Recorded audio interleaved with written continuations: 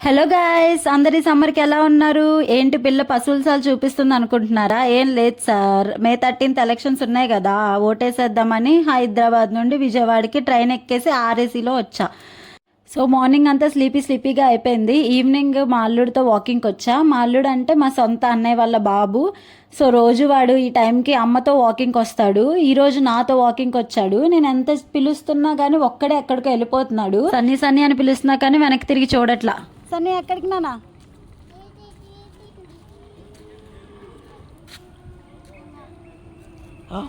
ఏంటి వెళ్దామా?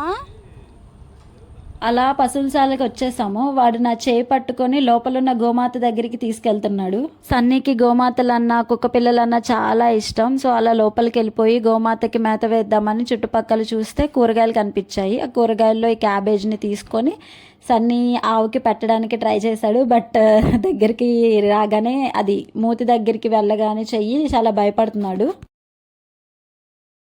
పద పద పద, భయపడకు, పద పద, పెట్టు పెట్టు, నోట్లో పెట్టాలి నాన్న, భయపడకూడదు. కూరగాయలు దాపో, ఎత్తుకోనా.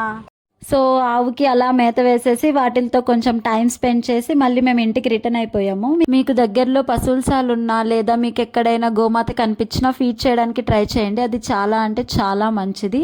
మీకు ఈ వీడియో ఎలా అనిపించిందో కమెంట్ చేయండి అండ్ లైక్ చేసి సబ్స్క్రైబ్ చేసుకోండి. బాయ్.